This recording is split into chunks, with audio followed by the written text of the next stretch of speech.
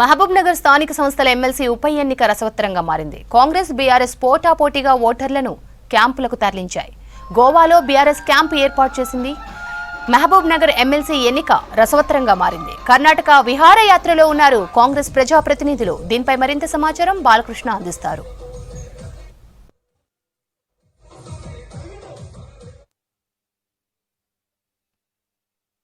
మహబూబ్ నగర్ స్థానిక సంస్థల ఎమ్మెల్సీ ఉప ఎన్నికకు సంబంధించి పోలింగ్ సమయం దగ్గర పడుతున్న కొద్దీ తీవ్ర ఉత్కంఠ రేపుతుంది.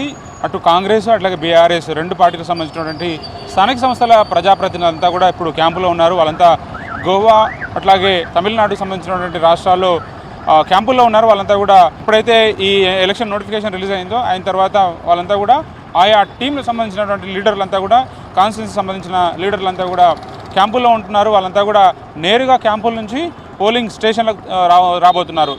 ఈ నెల 28వ తేదీ ఉదయం 8 గంటల నుంచి సాయంత్రం 4 గంటల దాకా పోలింగ్ జరగబోతుంది.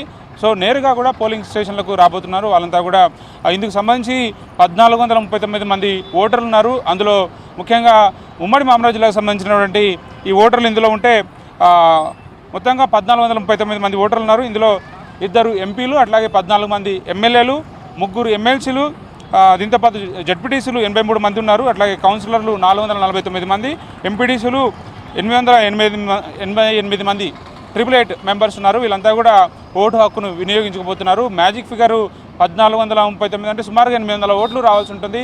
ప్రిఫరెన్షియల్ ఓటు ఆధారంగా ఈ ఎన్నిక జరగబోతుంది. సో ప్రిఫరెన్షియల్ ఓటు ప్రకారం ఫస్ట్ ప్రిఫరెన్షియల్ ఓట్లనే ఎక్కువ మెజార్టీ సాధించాలని చెప్పి రెండు పార్టీలు కూడా వీళ్ళుడుతున్నాయి. అటు కేటీఆర్ కూడా స్వయంగా గోవాలో క్యాంపులో ఉన్నటువంటి ఎవరైతే లోకల్ బాడీ మహబూబ్ నగర్ జిల్లాకు సంబంధించినటువంటి ప్రజాప్రతినిధులు ఉన్నారో వాళ్ళందరినీ స్వయంగా కలుసుకున్నారు. వాళ్ళందరూ కూడా బీఆర్ఎస్ పార్టీకి ఓటు వేయాలి, బీఆర్ఎస్ అభ్యర్థి నవీన్ రెడ్డిని గెలిపించాలని చెప్పి ఆయన ఒక అవేర్నెస్ కల్పిస్తున్నారు. అక్కడి నుంచే గోవాలోనే ప్రచారం నిర్వహిస్తున్నారు.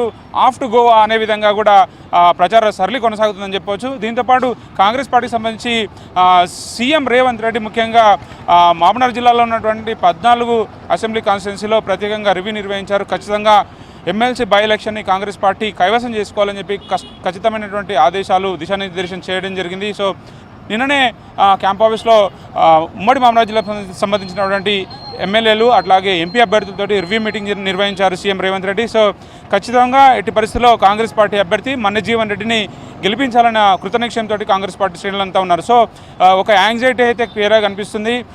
28వ తేదీకి జరిగేపోయే పోలింగ్లో ఎట్లాంటి రిజల్ట్స్ రాబోతున్నాయి, ప్రిఫరెన్షియల్ ఓట్లో ఎవరికి బలం రాబోతుంది. సో ఎలిమినేషన్ ప్రాసెస్ విధంగా ఉండేది. ఒకవేళ ప్రిఫరెన్షియల్ ఓట్లో ఫస్ట్ ప్రిఫరెన్షియల్ ఓట్లో క్లియర్ మెజారిటీ రాకపోతే కింది నుంచి తక్కువ ఓట్లు వచ్చిన వారిని ఎలిమినేషన్ ప్రాసెస్ చేస్తూ లాస్ట్కి ఎవరైతే మ్యాజిక్ ఫిగర్ని చేరుకుంటారో ఆ అభ్యర్థిని విజేతగా ప్రకటించే అవకాశం ఉంటుంది. కాబట్టి ఏప్రిల్ 2వ తేదీ ఈ ఎన్నికకు సంబంధించినటువంటి కౌంటింగ్ జరుగుతుంది. సో ప్రతి ఒక్కరు కూడా దాదాపు 1439 మంది ఓటర్స్ ఉంటే అటు ఎంపీలు ఎమ్మెల్యేలు మినహా జడ్పీటీసీలు కానీ అట్లాగే మున్సిపల్ కౌన్సిలర్లు కానీ అట్లాగే జడ్పీటీసీలు ఎంపీటీసీలు మున్సిపల్ కౌన్సిలర్లు వీళ్ళంతా కూడా ఎక్కువ మంది ఓటర్లు వాళ్ళే ఉన్నారు. కాబట్టి దాదాపు 1000 మందికి పైగా వాళ్ళే ఉన్నారు. కాబట్టి సో వాళ్ళందరి మీదనే ఫోకస్ ఉంది. వాళ్ళు ఎవరికి వాళ్ళు అంచనాలో ఉన్నారు. అటు బీఆర్ఎస్ పార్టీ ఖచ్చితంగా మ్యాజిక్ ఫిగర్ని చేరుకుంటుందని అంచనాలో వాళ్ళు ఉన్నారు. అట్లాగే ఎమ్మెల్యేలు ముఖ్యంగా కాంగ్రెస్ పార్టీ ఎమ్మెల్యేలు అంతా కూడా ఉమ్మడి మహబూబ్ నగర్ జిల్లాలో 12 మంది కాంగ్రెస్ పార్టీ ఎమ్మెల్యేలు ఉన్నారు. కాబట్టి వాళ్ళు ఖచ్చితంగా తమకు సంబంధించినటువంటి ఆయా నియోజకవర్గాలు మండలాల్లో ఉన్నటువంటి లోకల్ బాడీ రిప్రజెంటేటివ్స్ అంతా కూడా తమకు అనుకూలంగా ఉన్నారు. ఎక్కువ సంఖ్యలో తమకే ఉన్నారన్న ధీమాతోటి కాంగ్రెస్ పార్టీ నాయకులంతా ఉన్నారు. ఖచ్చితంగా కాంగ్రెస్ పార్టీ విజయం సాధిస్తుందన్న ధీమా అటు ప్రజాప్రతినిధుల్లో కానీ ఎమ్మెల్యేలు అందరిలో కూడా క్లియర్గా కనిపిస్తుంది. కాంగ్రెస్ పార్టీకి సంబంధించినటువంటి అభ్యర్థి మన్నజీవన్ రెడ్డి కూడా చాలా ధీమాతో ఉన్నారు. సో ఏం జరుగుతుందంటే యాంగ్జైటీ అయితే క్లియర్గా పోలింగ్ రోజుకు సంబంధించినటువంటి టెన్షన్ వాతావరణం అయితే క్లియర్గా కనిపిస్తుంది. వాళ్ళంతా కూడా అటు గోవా, కొడైకెనాల్, ఊటీ ఆయా ప్రాంతాల్లో ఉన్నటువంటి నాయకులంతా కూడా నేరుగా క్యాంపుల నుంచి మహబూబ్ నగర్కు చేరుకుపోతున్నారు. సమయం దగ్గర పడుతున్న కొద్దీ పోలింగ్కి కేవలం 48 అవర్సే మిగిలి ఉంది. సో ఆ 48 అవర్స్లో ఏం జరుగుతున్న అంత ఉత్కంఠ మాత్రం క్లియర్ కనిపిస్తుంది. అయితే రెండు పార్టీల నాయకులు సంబంధించి బీఆర్ఎస్ కానీ అటు కాంగ్రెస్ కానీ రెండు పార్టీల ప్రజాప్రతినిధులు కూడా నాయకులు ప్రజాప్రతినిధులు అంతా కూడా గోవాలో ఉన్నారు. గోవాలను తీసివేశారు. సో ఆఫ్టర్ గోవా అన్న విధంగా మహబూబ్ నగర్ పాలిటిక్స్ కనిపిస్తుంది. సో యాంగ్జైటీ అయితే వీడడం లేదు.